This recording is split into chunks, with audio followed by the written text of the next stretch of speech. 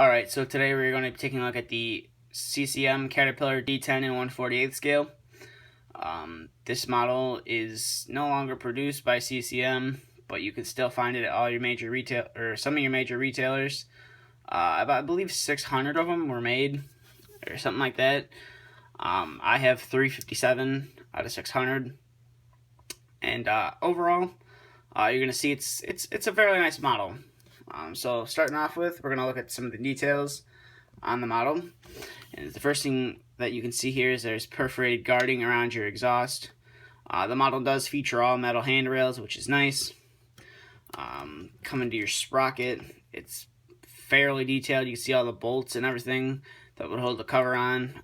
You have nice teeth on your sprockets as well. You do have functioning rollers on the bottom, and then you do have a functioning tensioner as well. So as you can see, you just put some tension on it, and the tracks will sag down, and then they'll snap back into being full or being tight again. You do have some nice crisp Caterpillar decals on the model. You do have a nice D10 decal right here. And then everything is modeled very nicely for your engine. As you can see, it does have dual exhausts and dual air cleaners. So coming to the rear of the model, you do have a nice Caterpillar decal. You do have, I believe this is a simulated windshield wiper for your rear window. So if it's raining or if it's snowing, you could see what you're ripping.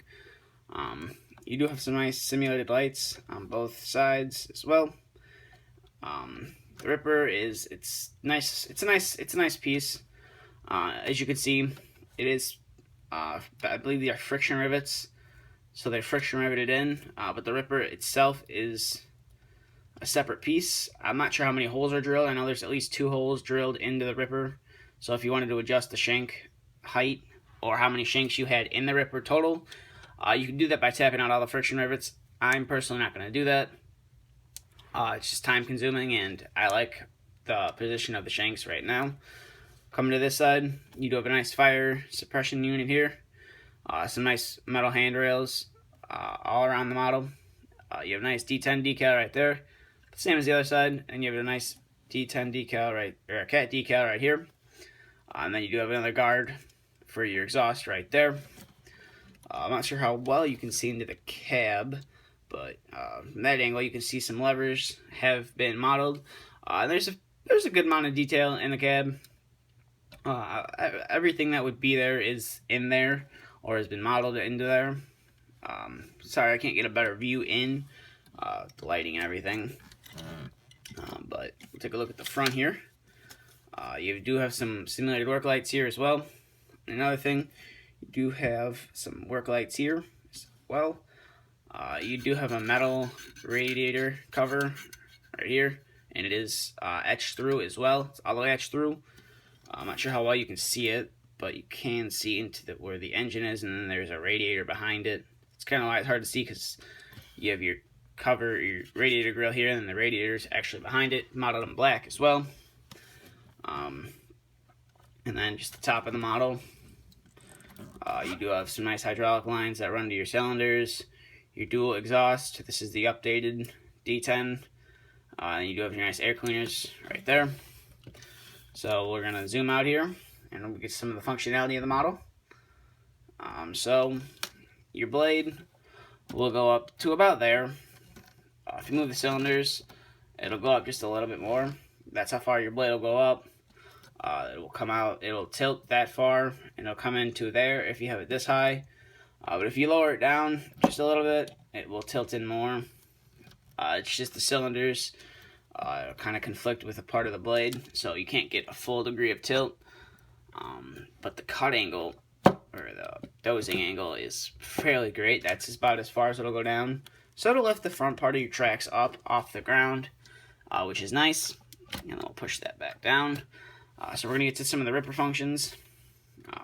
This is how high the ripper will go, and then it will go below your tracks to about there, which is nice.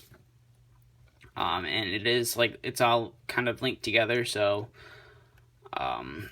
if you move the ripper one way, If you move the adjustment of the ripper one way, the shanks are going to go into a different position. But you can move them out to there. Looks kind of weird if you do that, but I kind of store it like that on the shelf. Then we'll get to the bottom of the model here. Some nice details.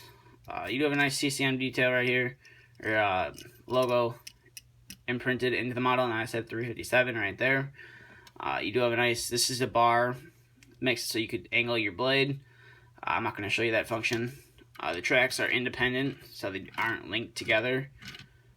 So you could spin them, and only one will spin at a time. The one part I did notice about this model is the part by the ripper. As you can see, I have some paint chips there. It's I think it was just a little too, not enough clearance for the adjustment, and the paint does chip off there. So that's one thing to note if you're going to buy this model. But overall, it's a fairly nice model. The price tag is a little high. So if you get one, I wouldn't recommend putting it in a dial or anything, getting it dirty, because it is a relatively high price model. It's about a $250 model. But overall, I mean, you get what you pay for. It's some nice details. I know some people did complain how it didn't have an opening cab door. But you kind of have to think that if you had an opening cab door, the price would have been higher on the model. Probably would have been at least $15 to $20 more just for an opening door. I feel the model is great without the opening door. It would have been nice to have an opening door, but the price would have been higher. But overall, it's a nice piece. I'd highly recommend seeing if retailers still have it in stock. I know at the time of posting this video, CCM, you can still buy them from CCM, which is surprising because normally once a model is released for pre-order, people buy them all up from CCM. But overall, I'd highly recommend picking one of these up if you're in the market for a nice, highly detailed dozer. This is a nice piece from CCM. But that's just going to wrap it up for this review. So if you have any questions, feel free to ask. If you haven't checked us out on Facebook and Instagram, both links will be in the description. And stay tuned for the next video to be uploaded.